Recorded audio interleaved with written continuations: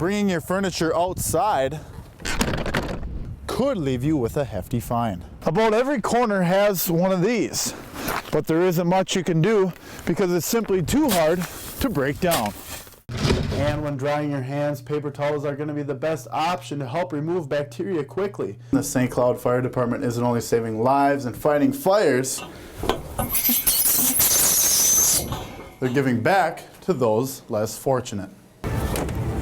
And during these long winter months, one simple thing you can do to keep your body active and your mind clear is to have fun.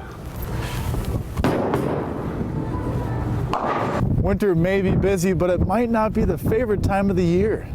It's as easy as locking your door or leaving a porch light on to help prevent someone from breaking into your home. One thing parents could do to get their kids out of the house is send them down to the Air Max trampoline park located here in St. Cloud. Temperatures are making things possible for ski resorts to get things started. Find out how you can stay active during these cold winter months. UTVS News, we'll be right back.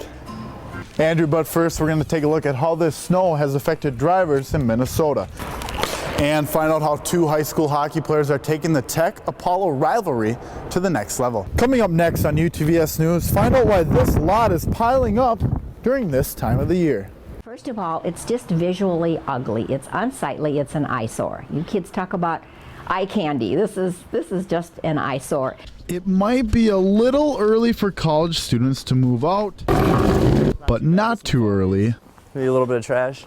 To start cleaning up. One of my buddies told me, they came up to my room and said they just came out with a new law saying you can't have couches on your porch. And as soon as I heard that, I was like, what? On Monday, the City Council passed a law that restricts residents of having indoor furniture outside of their home. When you have something that is unsightly and unsafe and a health risk, it oughtn't be allowed.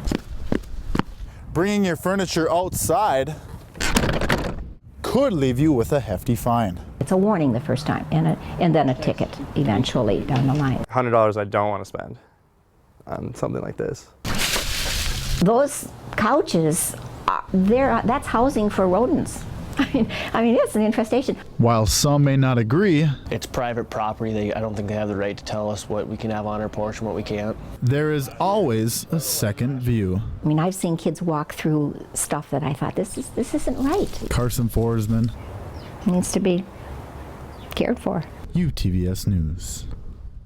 Who could look at the strong, handsome man that he grew up to be, who raised his hand and took an oath to stand and protect our United States, would soon be battling the perfect storm. Jordan Beisman was like any other kid growing up, And he was very, very energetic. sharing love with his sister, We had a lot of laughs. We had, very much the same sense of humor. and of course, kept his mom on her toes. No was not his friend.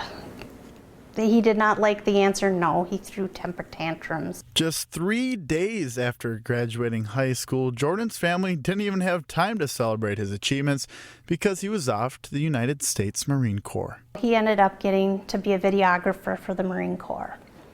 He loved that. That was just his ideal thing. When everything seemed to be going right for Jordan and his family, a cold November night would soon change everything. That was the worst moment of my life. To have somebody come and tell you that your child is dead. It's not fair that somebody that's 25 years old with no health problems can just die from a seizure. Jordan passed away from a condition called sudden unexpected death in epilepsy, also known as SUDEP. That's the Marine Corps symbol. They all took their pins off their hats and put in with him in his casket.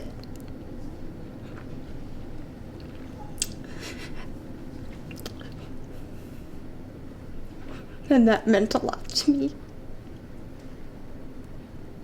After a year of grieving on the anniversary of Jordan's death, Lisa, her daughter Bonnie, and a friend of Jordan's decided they wanted to make an impact from their experience. But I called them and I said, what do you guys think? Do you think we could do this video? And They said absolutely. A 2-minute public service announcement filled with SUDEP awareness Good to minimize that risk. and produced by people who knew Jordan. To have as few seizures as possible.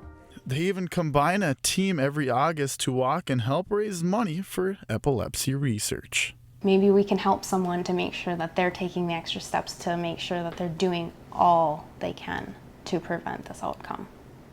You know, people talk about a storm and it's come so fast and so furious, and there's nothing you can do but ride it out. Karsen Forsman, UTVS News. So that's my son got taken by the perfect storm. SUDEP. Clear Lake. Something you may not know is 1 in 10 people will have a seizure in their lifetime, with 1 in 25 being diagnosed with epilepsy. So Alex is obviously a serious illness that we should be aware of. If you log on to Facebook and search for Jordan Beisman Memorial Fund, Lisa put up a PayPal link on the page, and I'll also have that link on our website at utvsnews.com. We complain about it every year. When is the spring going to finally get here? You know, winter brings the cold weather, snow, slippery roads, but these aren't the only things that Minnesotans are having to deal with. If you've driven a car in Minnesota, you've probably been a victim. I pulled out a couple times in front of people and it was scary. You can't even see at all. You've also probably had time to stop and think about how hard it really is. When you come up to a stop sign, it's hard to see anything. You almost have to be out in the street to be able to look around and see if there's anything coming. A tall, faded shield filled with dirt and maybe even a bike that decided to place itself rock solid in the worst spot possible. About every corner has one of these, but there isn't much you can do because it's simply too hard to break down. With the amount of snow that we've had and the temperatures not really dropping, we haven't seen much melting, and so that's the reason for the tall snowbanks that people are seeing. If you live in Minnesota all your life, you know there's going to be snowbanks. Either just try to avoid those intersections if you can. The other thing is really you can just do the creep into traffic method, and that's really about all you can do. Just be very careful, creep, creep, creep, and then go when you get a gap. No matter how ridiculous this winter has been, You should see the snowbank out back here. It's as high as my window. the warm weather can't come soon enough. I know. Can't wait. It's March, so yeah, I can't wait. I'm not going to spoil it quite yet because that's Andrew's job, but I hear the temps are going to be much warmer, so those snowbanks will decrease in size and make it easier to see oncoming traffic. This winter, there's also been huge drifts on the sides of the highways. A north to south road will sometimes get a westerly wind, and when it does, having a 10-foot drift and blowing winds can make it hard for people to see or even have a driving hazard. But the good news is, guys, that crews are working hard and renting equipment to knock down those drifts and make it easier to see oncoming traffic.